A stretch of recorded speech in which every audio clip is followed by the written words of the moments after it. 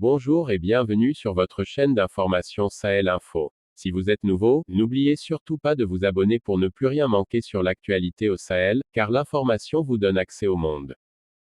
Depuis une dizaine de jours, le ministère de la Défense malien et les partenaires russes ont procédé au déploiement de plusieurs centaines de soldats russes à Tombouctou. Des sources sécuritaires contactées par Financial Afrique confirment également le déploiement des instructeurs russes dans la ville du 333 Saint.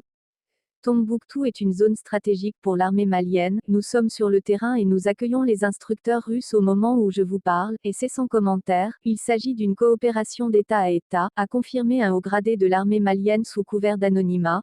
Par ailleurs, les autorités maliennes s'en tiennent à leur position déjà maintes fois énoncée, aucun contrat n'a été signé avec le groupe privé Wagner, mais que ce soit côté politique ou militaire, aucune déclaration officielle n'est intervenue sur les derniers développements.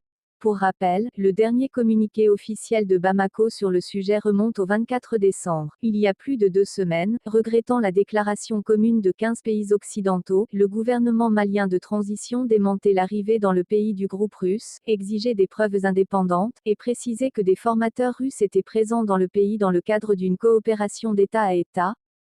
Toutefois, de nombreux témoignages locaux font état d'une nette évolution. Selon plusieurs sources que nous avons contactées dans le centre du Mali, la présence des militaires russes a été signalée dans plusieurs théâtres d'opérations militaires déclenchés par l'armée. Il s'agit des régions du centre du pays, notamment Ségou, Djenné, Bandiagara et Tombouctou avec la présence de militaires blancs habillés en treillis comportant des signaux du drapeau russe. Bamako reste ainsi déterminé et conserve sa position, coopérer avec la Russie de Vladimir Poutine. C'était tout pour cette tranche d'information. Nous espérons avoir pu au mieux vous informer, alors n'oubliez surtout pas de vous abonner pour ne plus rien manquer sur l'actualité au Sahel.